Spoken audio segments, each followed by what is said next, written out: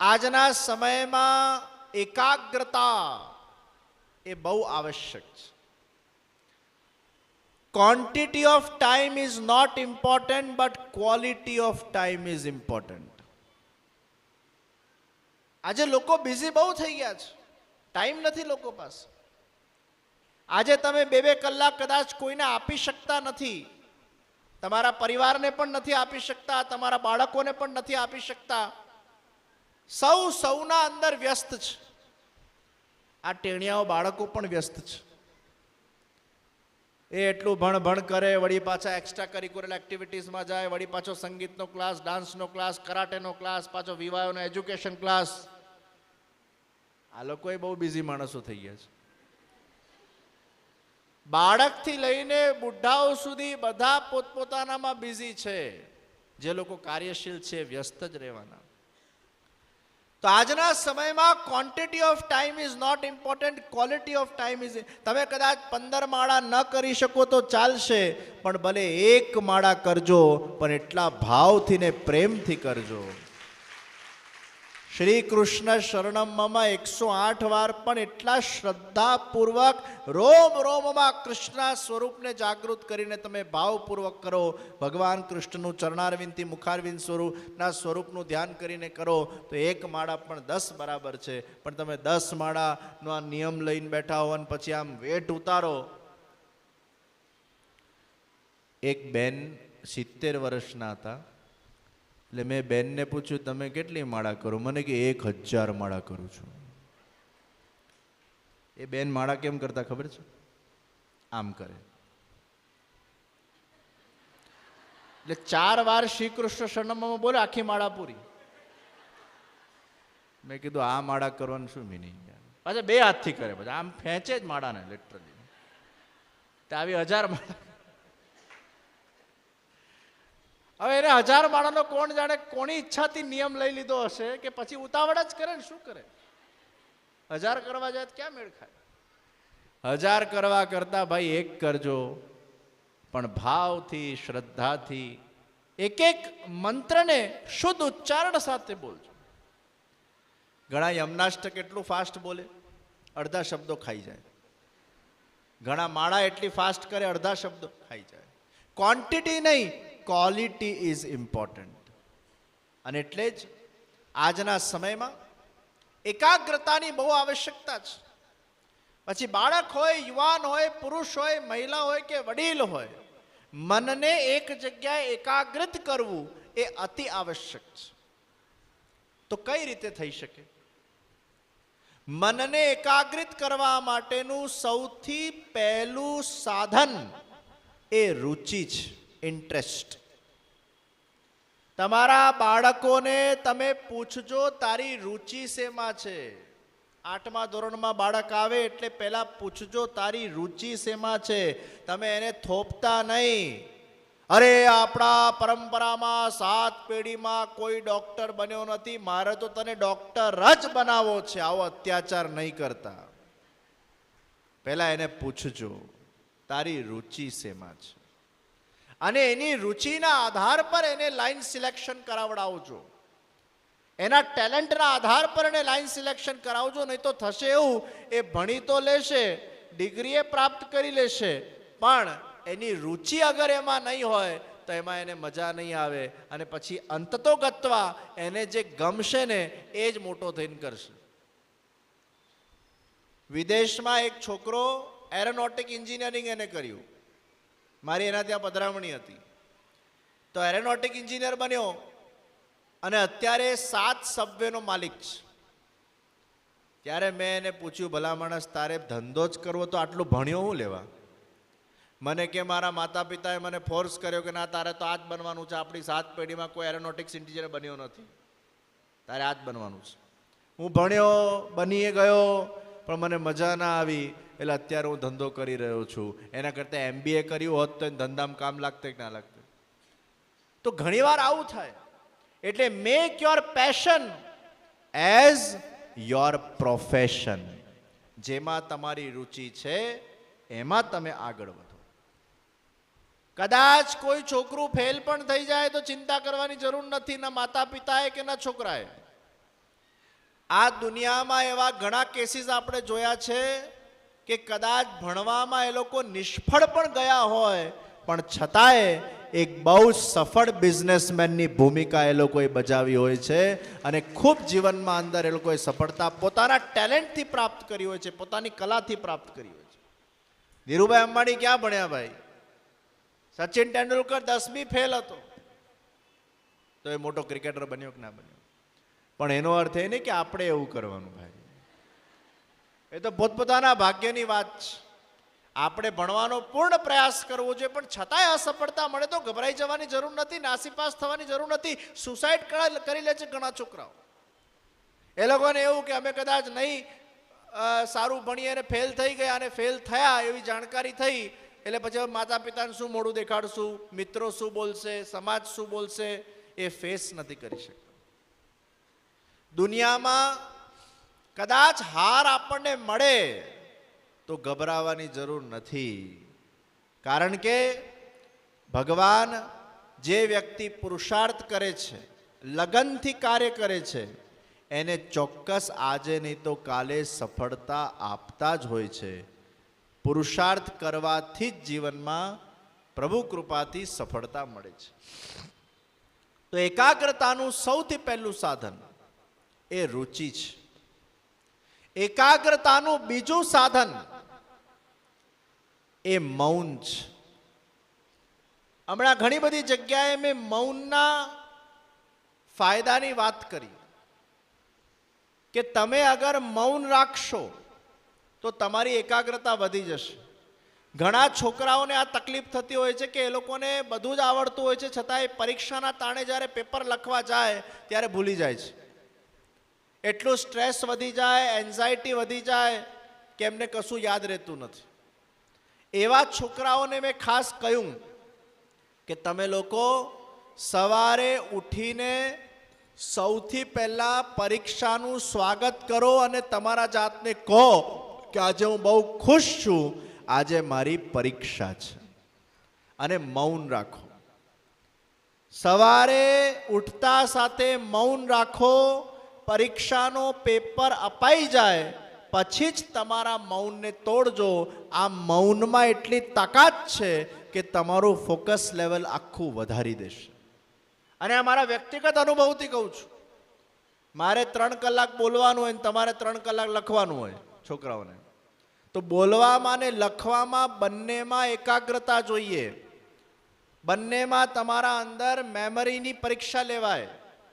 તો મૌનથી તમારો memory power વધે છે, મૌનથી તમારી એકાગ્રતા વધે છે, મૌનથી તમારું ક્રિએટિવ થિંકિંગ વધે છે, મૌનથી તમારી એનર્જીનો સ્ટોરેજ થાય છે, અને એ વખતે તમે પેપર લખશો તમને બધી જ વસ્તુ યાદ આવશે. તો એકાગ્રતાનું બીજું સાધન એ મૌન છે. એકાગ્રતા પ્રાપ્ત કરવાનું ત્રીજું સાધન ઉગતા સૂર્યને 20 મિનિટ સુધી તમે નિહાળો, અગર શક્ય હોય તો. ઉગતા સૂર્યને 5 મિનિટ કે 20 મિનિટ સુધી તમે નિહાળો. 20 મિનિટ સુધી ઉગતા સૂર્યને જોઈ શકાય છે, પછી જોવાતું નથી. પણ 20 મિનિટ અગર તમે ઉગતા સૂર્યને જુઓ કે 5 મિનિટ પણ જુઓ, એની ઉર્જા તમારા આંખમાંથી જે તમારા અંદર આવશે એ તમારું આત્માના બળને વધારશે. કારણ કે યાદ રાખજો, સૂર્ય એ આત્મબળને વધારે છે. સૂર્ય એ આત્માનો કારક છે, ચંદ્ર એ મનનો કારક છે. સૂર્ય એ પિતા છે, ચંદ્ર એ માતા છે. અર્થાત જેનું આત્મબળ ઓછું હોય એનામાં કોન્ફિડન્સ ઓછું હોય, જેનામાં કોન્ફિડન્સ ઓછું હોય એનું મન એના વશમાં ન હોય, જેનું મન એના વશમાં ન હોય તેનું મન ઇનસ્ટેબલ થઈ જાય, વિચલિત થઈ જાય, કોન્સન્ટ્રેશન પ્રોબ્લેમ એમાં ઊભો થઈ જાય. એટલે કોન્સન્ટ્રેશન વધારવા માટે આત્મબળ વધારવું પડે, અને આત્મબળ વધારવા માટે આપણે સૂર્યને સ્ટ્રોંગ કરવો પડે. જ્યોતિષમાં જેના કુંડલીમાં સૂર્ય નબળો હોય એનું આત્મબળ નબળું કહેવાય. તો એને શું કરવું જોઈએ? પિતાનું સન્માન કરવું જોઈએ.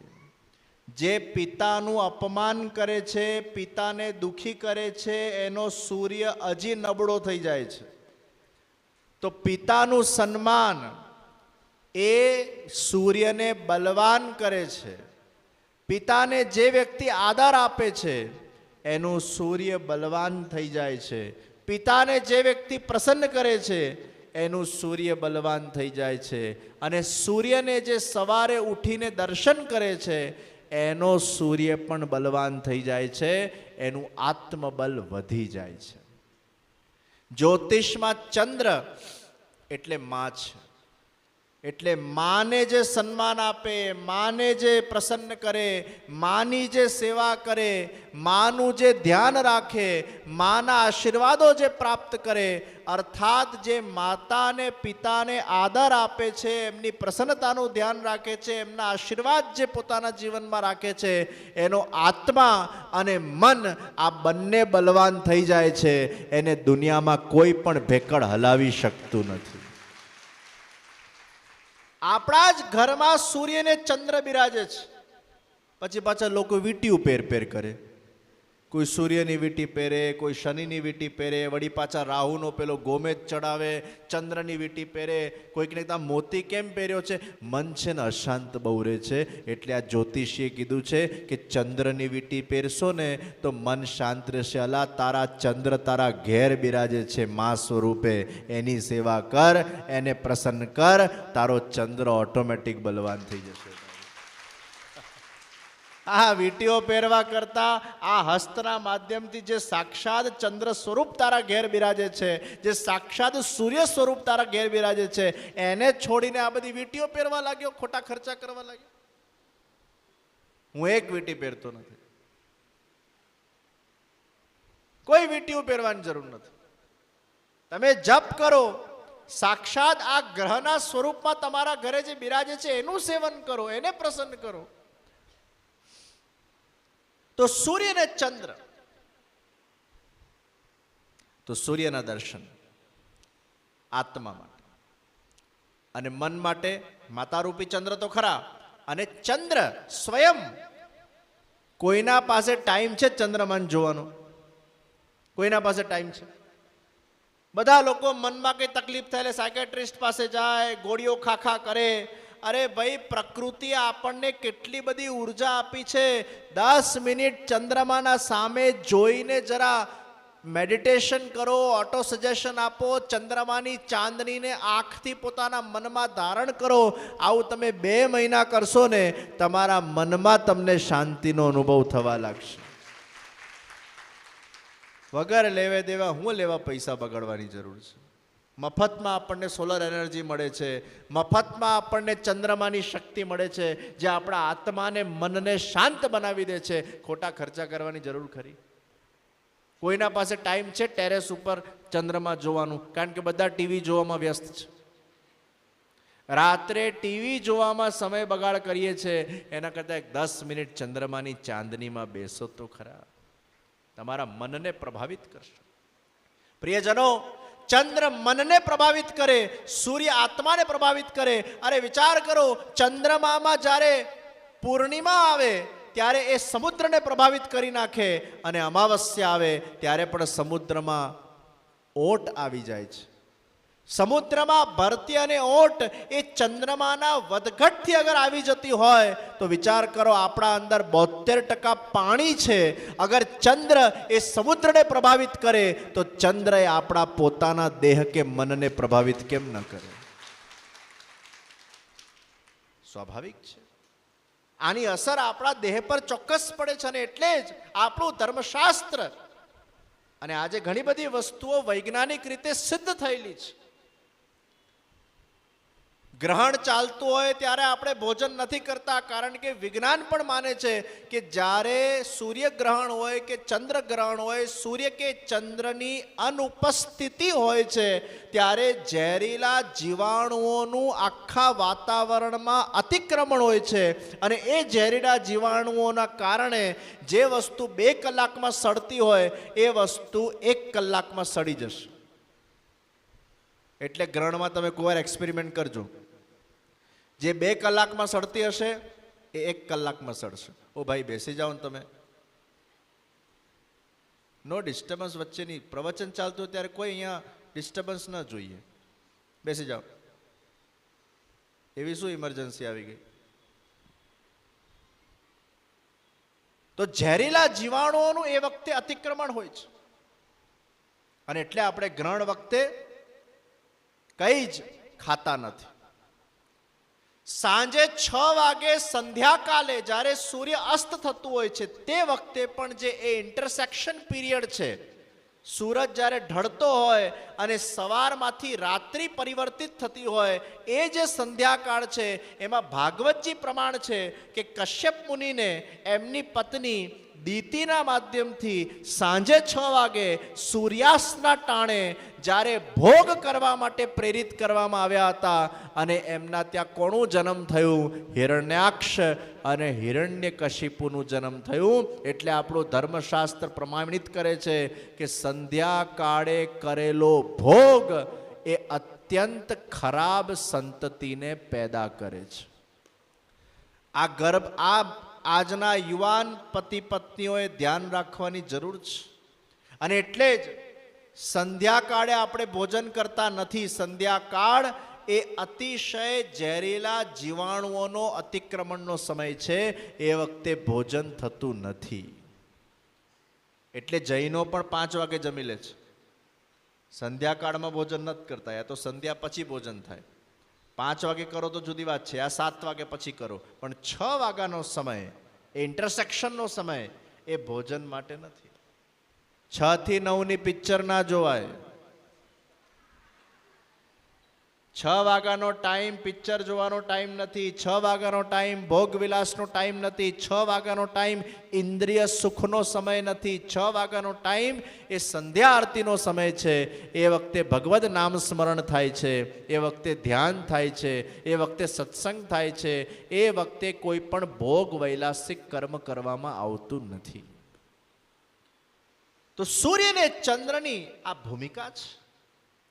મને તો વિચાર આવ્યો, સૂર્યને જોવાથી આત્મા બલવાન થાય, ચંદ્રને જોવાથી મન બલવાન થાય, તો વિચાર કરો આ સૂર્ય ચંદ્ર તારા અખિલ કોટી બ્રહ્માંડને બનાવનાર ભગવાનના સ્વરૂપના દર્શન કરવાથી કેટલો ફાયદો થતો હશે. એટલે જેના ઘરે ઠાકોરજી બિરાજતા હોય, જેના ઘરે ઠાકોરજીની સેવા હોય, જે નિત્ય ઠાકોરજીના દર્શન કરતા હોય, જે નિત્ય ઠાકોરજીના ગુણગાન ગાતા હોય, જે નિત્ય ઠાકોરજીનું સ્મરણ કરતા હોય, જે નિત્ય ઠાકોરજીના શૃંગાર કરતા હોય, એને પછી કોઈ ગ્રહ નડે ખરો? આ ગ્રહોને બનાવનાર એ સાક્ષાત પ્રભુ છે. તો ગ્રહોમાં આટલી શક્તિ તો પ્રભુમાં કેટલી શક્તિ? ઓ ભાઈ, પીઆઈમાં આટલી શક્તિ હોય તો કમિશનરમાં કેટલી શક્તિ? ये ग्रह तो सब पीआई है, પણ આપણે બંને નાચવાના. પીઆઈ થી હચવાઈ જતો હોય, પીઆઈ થી કામ પતી જાય તો કમિશનર ડિસ્ટર્બ કરવાની જરૂર નહીં આપણે. એટલે આપણે સૂર્યને આંચવી લેવાના, ચંદ્રને પણ આંચવી લેવાના, પણ એને બનાવનાર શ્રી કૃષ્ણ, એના દર્શનમાં કેટલો લાભ થતો હશે. તો એકાગ્રતા વધારવાનું બીજું સાધન એ આત્મબલ અને મનોબલ, સૂર્ય અને ચંદ્ર દર્શન છે. અને ત્રીજું, એકાગ્રતા વધારવાનું ત્રીજું સાધન એ ધ્યાન છે. દીવો લો, દીવાના પાછળ ભગવાન શ્રીનાથજીનું સ્વરૂપ પધરાવો, અને અપલક નેત્રે એ દીવાને આજ્ઞા ચક્રને ફોકસ કરીને જોયા કરો 5 મિનિટ. આંખમાંથી પાણી નીકળ્યા કરશે, પણ જોયા કરો. આ કરવાથી ધીરે ધીરે કરતા તમારો ફોકસ વધશે. પછી 5 મિનિટ, 10 મિનિટ, 15 મિનિટ એ દીવાને જોયા કરો. આ ત્રીજું સાધન છે. ચોથું સાધન એકાગ્રતા વધારવાનું, પરીક્ષા ટાણે ખાસ કરીને, અથવા તમારે કોઈ મુખ્ય લેક્ચર આપવાનું હોય, પ્રેઝન્ટેશન આપવાનું હોય, કોઈ મહત્વની મિટિંગમાં જવાનું હોય, કોઈ મહત્વનું કામ કરવાનું હોય અને તમારે બુદ્ધિને મગજથી કામ કરવાનું હોય, એવા સમયમાં એકાગ્રતા વધારવા માટે સૌથી હાનિકારક અગર કોઈ બાધક તત્વ હોય એ ડુંગળીને લસણ છે. ડુંગળીને લસણ તમોગુણ વધારે છે, અને એટલે જ પરીક્ષા આપનાર છોકરાઓએ એમની જેટલા દિવસ પરીક્ષા ચાલતી હોય ડુંગળી લસણનો ત્યાગ કરવો જોઈએ, અને કરીને તમે જોજો એ છોકરાઓનું કોન્સન્ટ્રેશન લેવલ વધી જશે, કારણ કે તમો ગુણ એમના અંદર એ વખતે નહીં હોય. તો જેને કોન્સન્ટ્રેશનની તકલીફ છે એને ડુંગળી લસણથી દૂર રહેવું જોઈએ. અને પાંચમું સાધન અનાજ. પરીક્ષાર્થી છોકરાઓએ સવારે અનાજ ખાવું નહીં. ફ્રૂટ લે, દૂધ લે, નટ્સ લે, સલાડ ખાય, શાકભાજી ખાય, પણ અનાજ ઘઉં કે ચોખા ખાવા નહીં. પરીક્ષા પછી ખાઈ શકે, પણ પરીક્ષાના પહેલા ઘઉં, ચોખા કે અનાજનું ગ્રહણ ન કરવું, કારણ કે અનાજમાં રજોગુણ છે, અને રજોગુણ એ ચિત્તને વિક્ષેપિત કરે છે. જેટલું સત્વગુણ આપણામાં આવશે, અને સત્વગુણ સૌથી વધારે એ ફલ આહારમાં છે. ફલારમાં અને ફરારમાં આ બંનેમાં સત્વગુણ છે, એટલે સત્વગુણથી આપણું ફોકસ વધે છે. સત્વમ સંજાયતે જ્ઞાનમ. આ પાંચ સાધનો છે જેના વડે આપણી એકાગ્રતા આપણે વધારી શકીએ છીએ. તો આજના સમયમાં એકાગ્રતા વધારવું એ બહુ આવશ્યક છે. ડિસ્ટ્રેક્શન વધી ગયા છે. આ તો આપણા ઋષિ મુનિઓને ખબર નથી કે આ મોબાઈલ કેટલો ડેન્જરસ યંત્ર બનવાનો છે. નહીં તો ધર્મશાસ્ત્રમાં એકાદશીના વ્રતની મહિમા સાથે મોબાઈલ વ્રતની મહિમાનું પણ વર્ણન થતે. અને એટલે જ મોબાઈલના સ્ક્રીન ટાઈમને પણ આપણે બહુ સીમિત રાખવાની જરૂર છે, નહીં તો આપણા છોકરાઓની ક્રિએટિવિટી ખલાસ થઈ જશે. ભવિષ્યમાં કવિઓ પેદા નહીં થાય, લેખકો પેદા નહીં થાય, કલાકારો પેદા નહીં થાય, કારણ કે મોબાઈલ જ્યાં માણસ નવરો પડે છે ને મોબાઈલમાં ઘૂસી જાય છે. માણસનો થોટ પ્રોસેસ આખો બગાડી કાઢ્યો છે. એના ફાયદા એ છે અને એના નુકસાન પણ છે. તો આજના બાળકો અને યુવાનોમાં આ એકાગ્રતાને વધારવા માટેના આ સાધનો છે. તમારા અંદર ભક્તિ માર્ગમાં જે વિષયમાં રુચિ હોય એ સાધન તમે કરો તો તમારી એકાગ્રતા. નહીં તો ઘણા લોકો કહે છે અમે ઠાકોરજીની સેવા કરી છે, મન નથી લાગતું. કેમ નથી લાગતું? કારણ કે તમારી રુચિ નથી. પુષ્ટિ માર્ગમાં બ્રહ્મ સંબંધ લીધા પછી આપણે ખાલી એક જ ફેકલ્ટી ખોલીને આપી, બ્રહ્મ સંબંધ લો, ઠાકોરજી પુષ્ટાઓ, બ્રહ્મ સંબંધ લો, ઠાકોરજી પુષ્ટાઓ, બ્રહ્મ સંબંધ લો, ઠાકોરજી પુષ્ટાઓ. અલા, પણ જેને ઠાકોરજીની સેવામાં ઇન્ટરેસ્ટ નથી એ બિચારો ક્યાં જાય? એટલે કન્વર્ટ થઈ ગયો. આપણામાંથી લોકો બ્રહ્માકુમારીઝમાં ગયા, આપણામાંથી લોકો આર્ટ ઓફ લિવિંગમાં ગયા, આપણામાંથી લોકો ચિન્મયા મિશનમાં ગયા, આપણામાંથી લોકો ઇસ્કોનમાં ગયા, આપણામાંથી લોકો સ્વામિનારાયણમાં ગયા, આપણામાંથી લોકો સ્વાધ્યાય પરિવારમાં ગયા. સૌથી વધારે કન્વર્ઝન પુષ્ટિ માર્ગમાંથી થયું છે. પાછા પુષ્ટિમાર્ગના અમુક પરિવારમાં તો કોકટેલ હોય છે. મહિલા કંઈક બીજું કરતી હોય, પુરુષ કંઈક બીજું કરતું હોય, છોકરો વળી પાછળ બીજું લાગી ગયો હોય. આમ બધા કહેવાતા વૈષ્ણવ. આ જેટલા પણ સંપ્રદાયો છે એમાં ઝાંકીને જોજો, 2-3 પેઢીનો ઇતિહાસ ખોલીને જોજો, એમાં ક્યાંક તમને વૈષ્ણવ માતા પિતા દેખાશે, વૈષ્ણવ દાદા દાદી દેખાશે. આ બધી પેઢીમાં હાઈએસ્ટ કન્વર્ઝન થઈ ગયું. અને આ હાઈએસ્ટ કન્વર્ઝન થવા પાછળનું કારણ શું? પુષ્ટિ માર્ગમાં ઇઝી ઠાકોરજીના સેવાનો પ્રકાર આપણે આપ્યો નહીં. લોકો ગભરાઈ ગયા. અને એક વસ્તુ કાન ખોલીને સાંભળી લેજો, આજના જુવાનિયાઓ અપરસવાળી અઘરી સેવા કરવાના નથી. અઘરું છે. ઘણા જુવાનિયા કરે છે, પણ કેટલા? 100 માંથી 5. 95 કરતા નથી. પુરુષો કરતા નથી. અમુક કરે છે પણ બહુ ઓછા. હું અત્યારે એમ નથી કહેતો કોઈ સેવા નથી કરતું, કરે છે. અને હું એક વસ્તુ ચોક્કસ કહી દઉં, જે લોકો પોતાના ઘરે ઠાકોરજીની પુષ્ટાવીને સેવા કરે છે એ આ વિશ્વના મહાભાગ્યશાળી લોકો છે. શ્રી પ્રભુને પ્યારા શ્રી યમુનાજીના લાડીલા એવા રસિક સત્સંગી વૈષ્ણવોને જય શ્રી કૃષ્ણ. જે શ્રીના આ વચનામૃત તમને ગમ્યા હોય તો આ વિડીયોને લાઈક કરજો, શેર કરજો અને કમેન્ટ બોક્સમાં જય શ્રી કૃષ્ણ જરૂર લખજો અને અમારી ચેનલ શ્રી વલ્લભને સબસ્ક્રાઈબ કરવાનું ભૂલશો નહીં. જય શ્રી કૃષ્ણ.